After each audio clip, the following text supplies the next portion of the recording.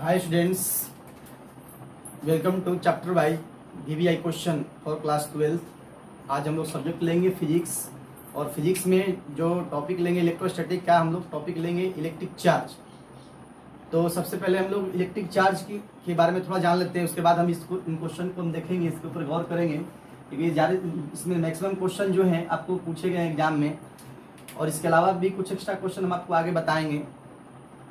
तो आवेश के बारे में आप लोग पढ़े पहले से कि आवेश जो होता है क्या होते हैं। तो आवेश किसी द्रव्य पदार्थ का एक गुण होता है जिसके कारण वह विद्युतीय या चुंबकीय प्रभाव को उत्पन्न करता है अथवा अनुभव करता है।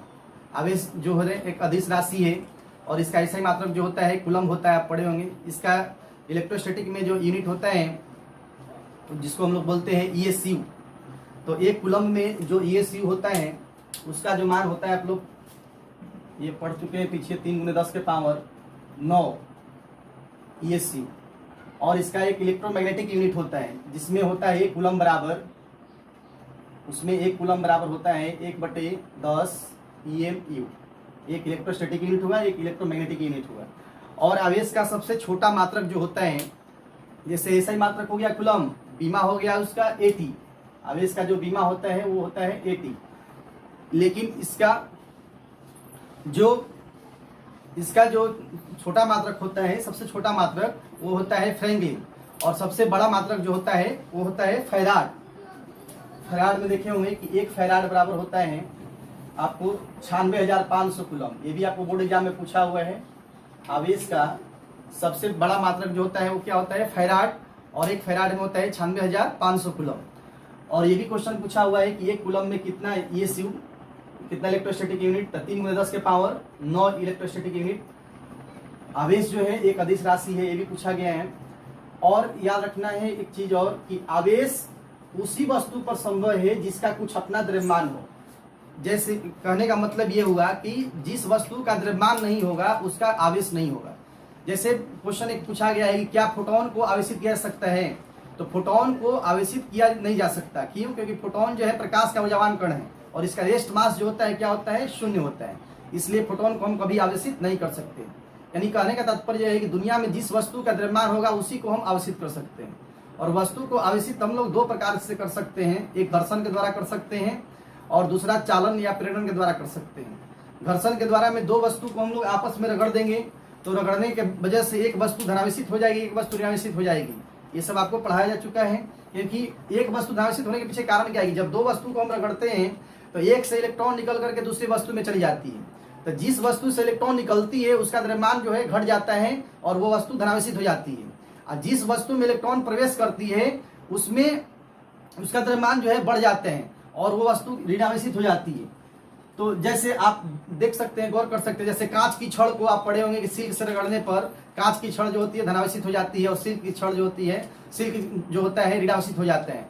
तो कांच की छड़ को जैसे ही सिल्क से रगड़े तो कांच से इलेक्ट्रॉन निकल करके सिल्क में चला जाता है, जिससे सिल्क जो है ऋणावेशित हो जाता है और कांच जो है धनावेशित हो जाता है। इसके अलावा एक और उदाहरण आप पढ़े होंगे कि बिल्ली की खाल को यदि एबोनाइट की छड़ से रगड़ दिया जाए तो बिल्ली की खाल जो है धनावेशित हो जाती है और एबोनाइट की छड़ ऋणावेशित हो जाती है।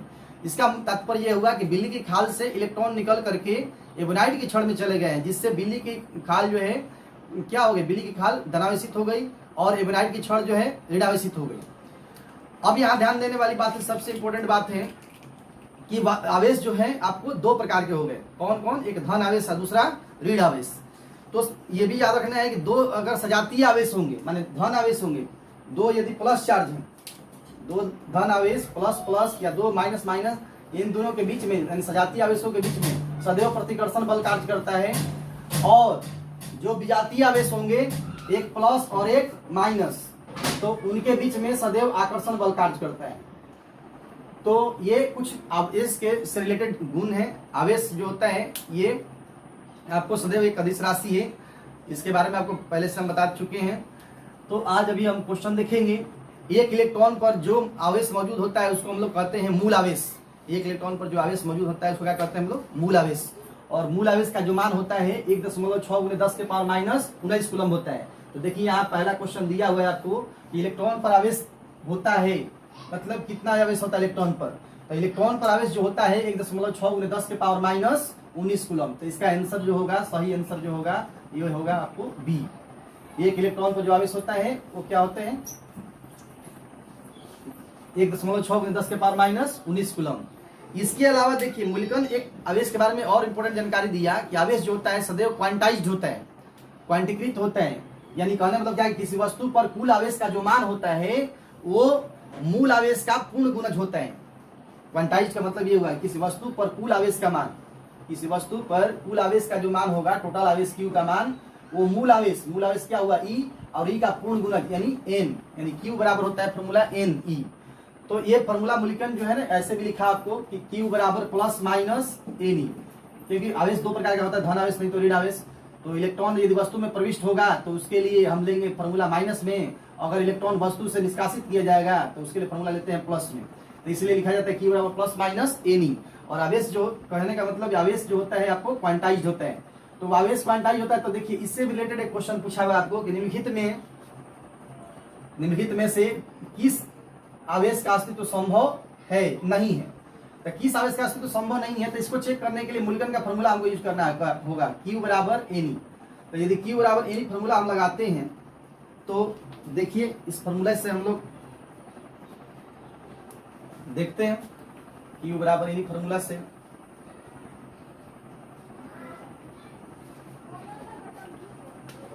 देखिए Q बराबर अगर NE फॉर्मूला को लगाया जाए यहाँ पे, तो यहाँ पे क्या हो जाएगा Q बटा में E बराबर क्या होगा N, यानी N बराबर क्या आ जाएगा हमारा Q बटा E। तो इस पे गौर की जाएगी कि देखिए सबके लिए जो आवेश आपको दिया गया है ये समझ लीजिए Q का मान दिया हुआ है और E का मान तो हमको पता है, E का मान कितना होता है 1.6 × 10 के पावर माइनस 19 कूलम। तो प्रत्येक के लिए इसमें प्रत्येक विकल्प के लिए हम लोग N का मान पहले चेक करेंगे। यदि N का मान यदि पूर्णांक संख्या आ गया, धनात्मक पूर्णांक संख्या आ गया, तो समझ लीजिए ये आवेश का अस्तित्व संभव है, किसी वस्तु पर यह आवेश हो सकता है। अगर N का मान किसी आवेश के लिए पूर्णांक संख्या नहीं आता है तो वो आवेश वस्तु पर संभव नहीं है। जैसे सपोज कि यहाँ पे चेक करते हैं N का वैल्यू क्या होगा, तो N बराबर चेक करेंगे हम लोग तो Q बटा E। तो Q का मान यहाँ पे कितना लिया गया है 3.2 × 10 के पावर माइनस 19 और मूल आवेश का मान कितना होता है 1.6 × 10 के पावर माइनस 19। ये कट जाएगा, ये कितना बार कट गया 2 बार में। तो इसका मतलब क्या कि ये आवेश का अस्तित्व संभव है, ये किसी वस्तु पर आवेश हो सकता है। दूसरे वाला चेक करते हैं, देखिए यहाँ पे N का वैल्यू चेक करेंगे इस आवेश के लिए। तो Q का मान यहाँ पे कितना है 6.4 × 10 के पावर माइनस 19 अब बटा 1.6 × 10 के पावर माइनस 19। तो देखिए ये कट जाएगा, ये कितना बार कट जाएगा 4 बार में। तो इसका मतलब क्या है कि इसका भी मान आपको धनात्मक पूर्णांक संख्या आ गया 4, तो इस आवेश का भी अस्तित्व संभव है। इसके बाद देखिए इसमें कुछ देखिए तो यहाँ पे N का मान 2.4 × 10 के पावर माइनस 19 बटा 1.6 × 10 के पावर माइनस 19। यहाँ देखिए कटाते हैं तो कितना बार कट जाएगा 8 के 24 8 दूनी 16, यानी कितना आ गया 3/2। देखिए यहाँ पे N का मान यदि देखा जाए तो 3/2 आ गया, जो कि पूर्णांक संख्या नहीं है, धनात्मक तो है लेकिन पूर्णांक संख्या नहीं है। इसका मतलब है कि इस आवेश का अस्तित्व किसी वस्तु पर संभव नहीं है, क्योंकि वही आवेश किसी वस्तु पर संभव होगा जिसके लिए N का मान पूर्णांक संख्या है, धनात्मक पूर्णांक संख्या पूरे अंक का है। ये देखिए इसके लिए चेक कर लिया जाए N का मान क्या आएगा। तो N का मान 1.6 × 10 के पावर माइनस 19 अब बटा में मूल आवेश, तो मूल आवेश है 1.6 × 10 के पावर माइनस 19। यदि कटाया जाए तो कितना माना जाएगा 1, तो यहाँ भी N का मान 1। तो इस तरह से हम देखते हैं चारों विकल्प में, तो ये 3 विकल्प के लिए हमारा जो N का मान है धनात्मक पूर्णांक है, लेकिन ये C विकल्प है इसके लिए N का मान धनात्मक पूर्णांक संख्या नहीं है, 3/2 है, जिसका मान जो होगा 1/2 यानी धनात्मक पूर्णांक संख्या नहीं है। इसका मतलब ये जो C नंबर विकल्प होगा इस आवेश का अस्तित्व किसी वस्तु पर संभव नहीं होगा। चलिए अगला देखिए, थोड़ा सा यहाँ देखेंगे, ये मिट गया है तो इसको लिखा हुआ है अस्तित्व लिखा हुआ है, ठीक है। तो अगला क्वेश्चन है, आते हैं क्वेश्चन नंबर 3 पर। आवेश एक स्थिर विद्युत आवेश उत्पन्न करते हैं। तो एक जब आवेश स्थिर रहेगा तो वो केवल और केवल विद्युतीय क्षेत्र उत्पन्न करेगा। याद रखेंगे, बहुत इंपॉर्टेंट क्वेश्चन है, दोनों इससे क्वेश्चन आपको 2-3 बार पूछा हुआ है कि आवेश जब स्थिर रहेगा, दो आवेश स्थिर रहेंगे या एक आवेश स्थिर रहेगा, तो वो केवल और केवल क्या उत्पन्न करेगा, विद्युतीय क्षेत्र उत्पन्न करेगा। तो आवेश स्थिर होगा तो केवल और केवल विद्युतीय क्षेत्र उत्पन्न करेगा। तो इसका सही विकल्प क्या होगा, बी नंबर।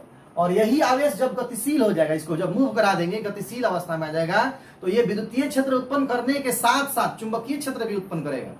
तो इसमें देखिए एक गतिमान विद्युत आवेश उत्पन्न करता है तो वो विद्युतीय क्षेत्र और चुंबकीय क्षेत्र दोनों उत्पन्न करेगा। यानी कहने का मतलब क्या कि इसको ऐसे याद कर सकते हैं कि एक गतिमान आवेश विद्युत चुंबकीय क्षेत्र उत्पन्न करेगा।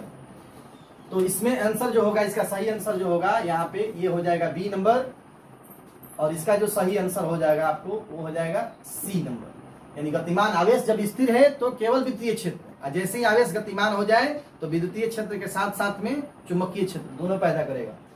इसके अलावा देखिए कह रहा है किसी घिरे हुए बंद पृष्ठ पर विद्युतीय फ्लक्स भीतर स्थित आवेश का होता है, तो घिरे हुए क्षेत्र पर कुल फ्लक्स का मान।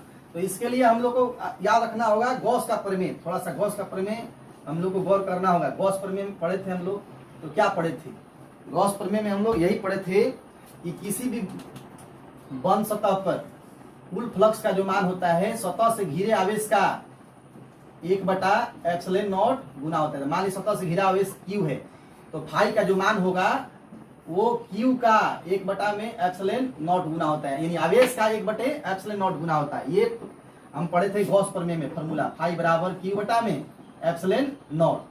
तो इसका मतलब ये हुआ कि यहाँ पे कह रहा है किसी घिरे हुए बंद पृष्ठ पर विद्युतीय फ्लक्स भीतर स्थित आवेश का कितना गुना होता है?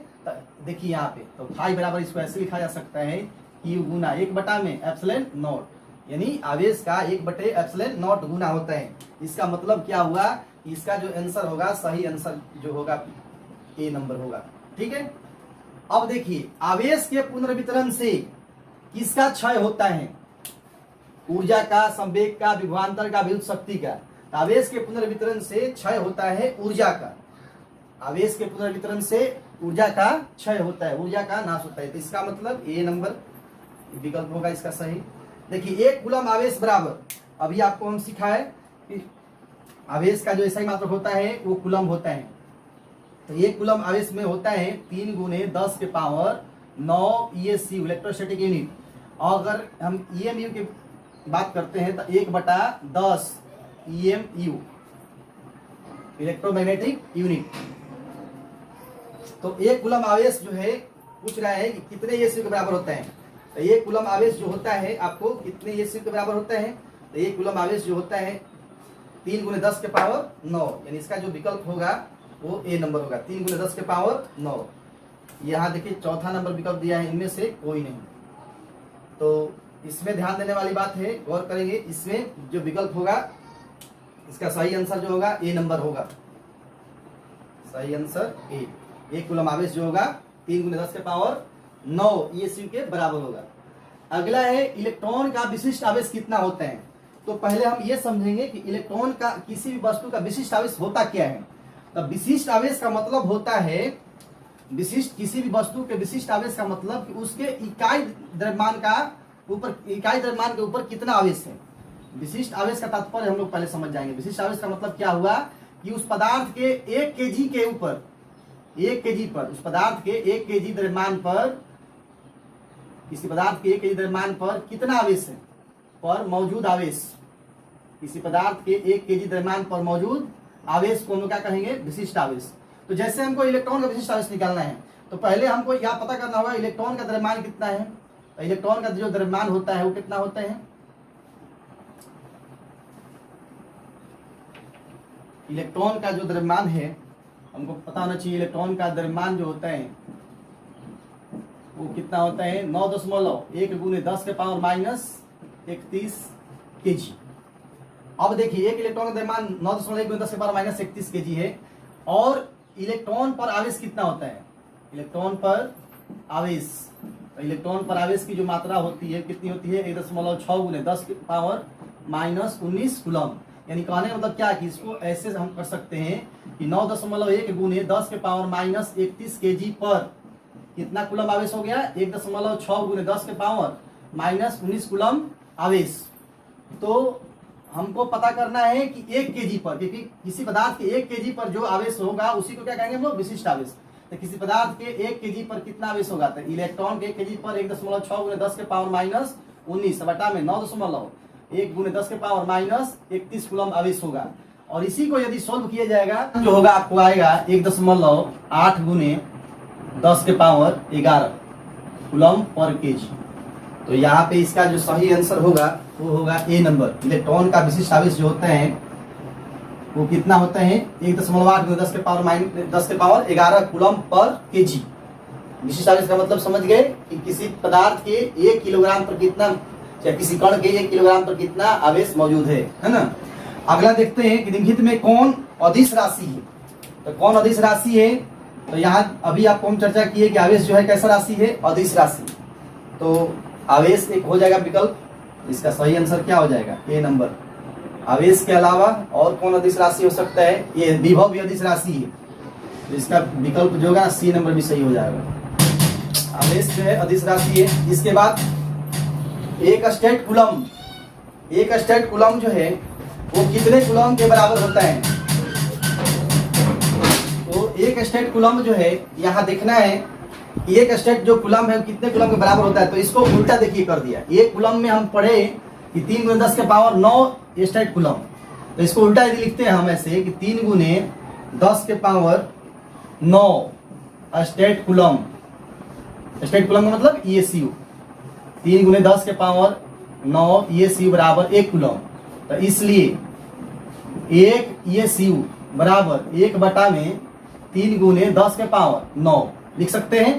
तो 3 × 10 के पावर 9 जब लिखेंगे हम, तो इसको यदि सॉल्व करेंगे तो 1/3, और देखिए ये 10 के पावर 9 नीचे है तो ऊपर जाएगा, तो क्या होगा 10 के पावर 9 माइनस हो जाएगा। यानी इसको हम ऐसे लिख सकते हैं कि 1/3 × 10 के पावर -9 कूलम। यानी एक स्टेट कूलम में कितना होगा, एक स्टेट कूलम में 3 × 10 के पावर 9, 10 के पावर -9, तो 1/3 × 10 के पावर -9। कौन सा विकल्प इसका सही होगा, डी नंबर। इसका विकल्प जो होगा सही होगा, इसका आंसर डी। सॉल्व करने का तरीका एकदम आसान है, अभी आप देख लिए। 3 × 10 के पावर 9 ESU बराबर 1 कूलम। अब देखिए 11 नंबर क्वेश्चन कह रहे हैं, यदि किसी अनावेशित वस्तु पर 1 कूलम आवेश रखना है तो उसमें से कितने इलेक्ट्रॉन को निकालना होगा। तो इसको हम लोग मूल्यांकन के फॉर्मूला से बना सकते हैं, जो फॉर्मूला हम लोग पढ़े थे, Q बराबर एनी। Q बराबर एनी फॉर्मूला से निकाल सकते हैं, क्योंकि यहाँ देखिए आपको मान दिया हुआ है, Q का तो मान दिया हुआ है हमारा कितना, 1 कूलम। तो 1 कूलम बराबर n माने इलेक्ट्रॉन की संख्या, और E मतलब 1 इलेक्ट्रॉन पर आवेश। तो 1 इलेक्ट्रॉन पर आवेश कितना होता है, 1.6 × 10 के पावर -19 कूलम। इससे हम लोग इलेक्ट्रॉन की संख्या पता कर सकते हैं। तो इसको हम लोग क्या करते हैं कि पहले इलेक्ट्रॉन की संख्या का फॉर्मूला ले लेते हैं, इससे मूल्यांकन से Q बराबर एनी फॉर्मूला से क्या हो जाएगा, देखिए तो Q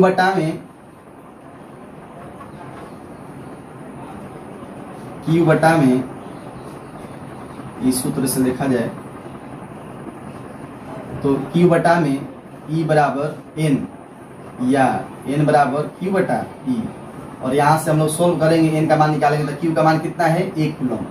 अब बटा में E का मान 1 इलेक्ट्रॉन पर आवेश कितना होता है, 1.6 × 10 के पावर -19। और इस व्यंजक को यदि हम हल करेंगे तो देखिए क्या हो जाएगा, 1 × 10 के पावर -19 से ऊपर जाएगा +19।